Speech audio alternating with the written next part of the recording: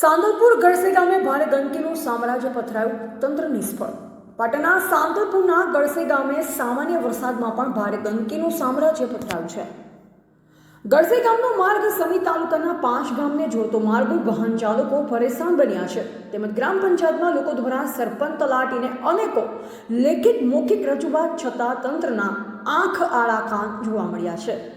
ગામમાં ભારે ગંદકી વચ્ચે ચાલવા મજબૂર ગ્રામજનો બન્યા છે અને ગ્રામ પંચાયતના સરપંચની તાનાશાહી વચ્ચે લોકો ભારે હાલાકીનો સામનો કરી રહ્યા છે, જેને લઈ ગામમાં ગંદકીને લઈ રોગચાળો ફાટી નીકળવાની દહેશત ઊભી થઈ છે અને ગામમાં આરોગ્ય અને સ્વચ્છતા સામે ઊભા થયા છે સવાલ।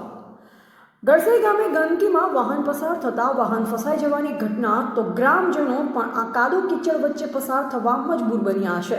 ત્યારે સરકારશ્રીની સ્વચ્છતા ઝુંબેશની પોકળ વાતો સાબિત કરતા દ્રશ્ય છે ગળસે ગામના, જ્યાં તંત્રની કામગીરી સામે અનેકો સવાલ ઉઠ્યા છે। સરકારશ્રીની ગ્રાન્ટનો ઉપયોગ માત્ર ને માત્ર કાગળ ઉપર છે, ગામનો વિકાસ રૂંધાઈ રહ્યો હોય તેવા દ્રશ્ય મળ્યા। તો ગળસે ગામમાં વિકાસના નામે મીંડું તો આગામી સમયમાં ગામમાં રોગચાળો ફાટે તો તંત્ર રહેશે જવાબદાર, તેવું ગ્રામજનો તો જણાવી રહ્યા છે। ધ ગુજરાત લાઈવ ન્યૂઝ સાથે ગોવાભાઈ આહિર।